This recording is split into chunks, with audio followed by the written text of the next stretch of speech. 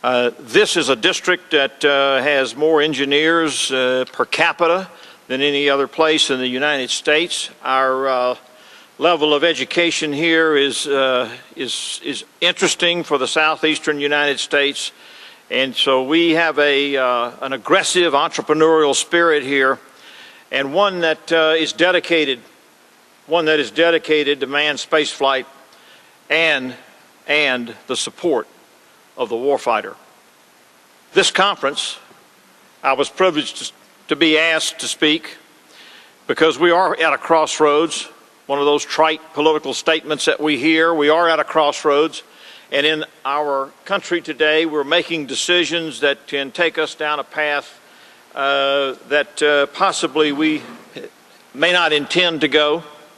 For the first time, America is being challenged by China, being challenged by Russia, being challenged by India.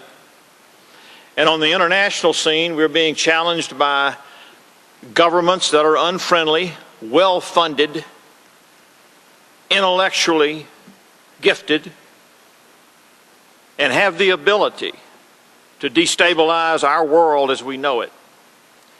We understand the threat from North Korea. We recognize they're making progress in their intercontinental ballistic. The Taepodong 2, although its third stage was not as successful as they thought it might be, they are making progress. We understand that government is not a stable government, and we also recognize that intelligence coming from within the borders of North Korea is sketchy and not always reliable.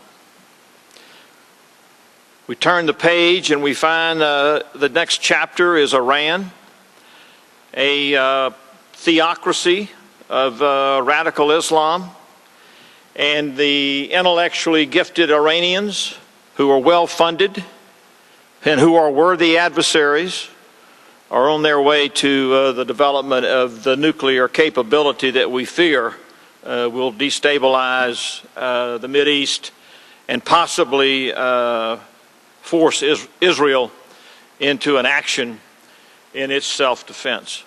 Missile defense, the high ground of space, and we're eagerly awaiting the Norm Augustine Commission report.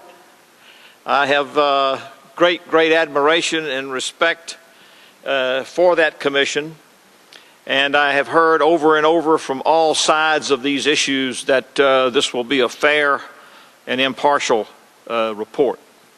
Whether the Ares 1 or the Ares 5, our Constellation project remains intact is not exactly the issue. Space is the high ground. Space is the high ground, both from an intellectual standpoint and from a military standpoint. We know that the preparation to explore space is as important as the exploration itself. We recognize the curiosity of the human, and we plan to maintain our dominance. In the military area, missile defense is front burner. For the last several decades, we have been on a course of mid-course missile defense. We're changing our emphasis, or we are proposing a change in emphasis to attack that missile in its ascent phase. We look at the geography, we look at the physics, we look at the geometry of where we are going to most likely need this missile defense, and we have serious questions about the decision.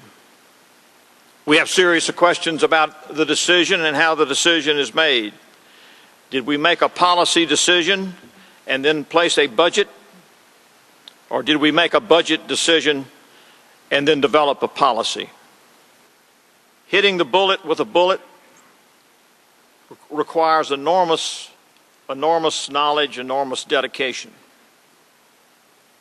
When we change courses, when we throw that curveball, when we do an unexpected policy change, We are asking individuals who have devoted years and years of their professional lives, not to a job, but to national defense and to a culture. Rocket scientists are my district. If this is not a job to them, this is a culture.